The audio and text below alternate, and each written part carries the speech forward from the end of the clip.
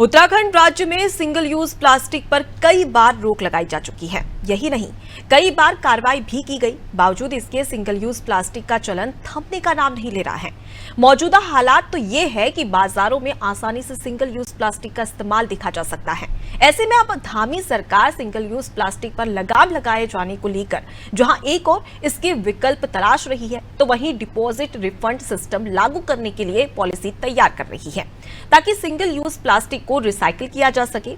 शहरी विकास विभाग के प्रमुख सचिव रमेश कुमार सुधांशु ने बताया कि उच्च न्यायालय, एनजीटी और सर्वोच्च न्यायालय स्तर में कई बार इस संबंध में निर्देश दिए गए हैं। नियमों का भी प्रावधान किया गया है। इसके अलावा जिला स्तर पर जिलाधिकारी और शासन स्तर पर शहरी विकास सचिव की अध्यक्षता में कमेटी बनाई गई है, जो समय समय पर इसकी समीक्षा करती है।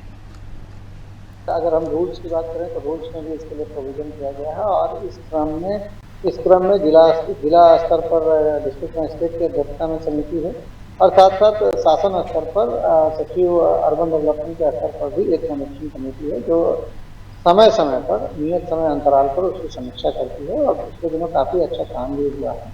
लेकिन अभी भी इसमें बहुत सारे काम की ज़रूरत है और न केवल सिंगल यूज प्लास्टिक, इसके अलावा भी हम किस तरह से प्लास्टिक का क्या विकल्प हो सकता है उस पर भी हम कार्रवाई कर रहे हैं। तो इसी खबर पर ज्यादा जानकारी लेंगे। हमारे साथ में state bureau head Sonu Singh जुड़ गए। सोनू, देखा जा सकता है कि किस प्रकार से राज्य सरकार की ओर से हर वो संभव प्रयास किया जा रहा है जिससे कि सिंगल यूज प्लास्टिक का जो उपयोग किया जाता है उसे रोका जा सके, क्योंकि जाहिर सी बात है कि पर्यटन नगरी और पर्यटन राज्य कहा जाता है उत्तराखंड को, और यहाँ पर कई सारे ऐसे पर्यटक हैं जो कि आते हैं और प्लास्टिक का यूज भी करते हैं। लेकिन बड़ी बात कि यहाँ पर कहीं ना कहीं लोगों की जागरूकता की कमी है। अब इसको लेकर सरकार की ओर से क्या प्रयास किए जा रहे हैं? देखिए, सरकार के स्तर पर हर संभव प्रयास किए जा रहे हैं और सरकार जो है शासन स्तर पर, जिला प्रशासन स्तर पर और समय समय पर मंडल स्तर पर भी समीक्षा करती रहती है और इसके साथ साथ जो है शासन के उच्च अधिकारी समीक्षा के दौरान संबंधित विभागीय अधिकारियों को दिशा निर्देश भी देते रहते हैं।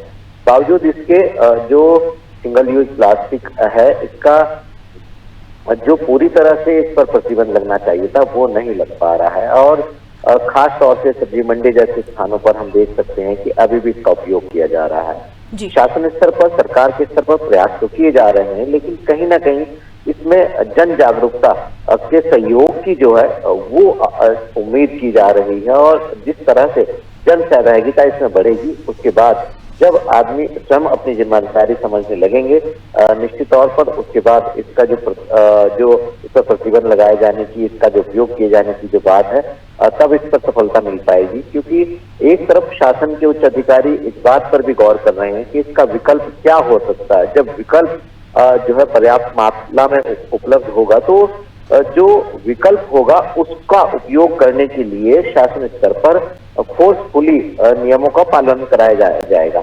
लेकिन जब तक पूरी तरह से विकल्प जो है वो सामने नहीं आ पा रहा है तब तक समीक्षाएं हो रही हैं, हिदायत दी जा रही है और जन जागरूकता पर भी फोकस किया जा रहा है ताकि इसका जो उपयोग है वो कम से कम हो सके, इस पर धीरे धीरे पूरी तरह से प्रतिबंध लगाया जा सके और जो पर्यटन और प्रदेश का जो खास तौर से आबोहवा है वो स्वच्छ बनी रहे।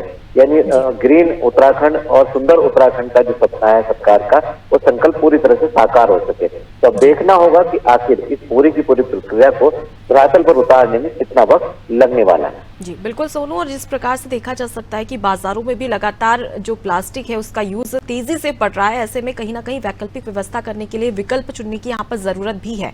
आप हमारे साथ में बने रहिए, आगे भी आपसे अपडेट लेंगे। तो देखिए, डिपॉजिट रिफंड सिस्टम लागू करने के लिए लगातार पॉलिसी भी यहाँ पर बनाई जा रही है जिससे कि प्लास्टिक को रिसाइकल किया जा सके और सरकार हर वो कोशिश कर रही है जिससे कि उत्तराखंड में प्लास्टिक का यूज कम हो सके।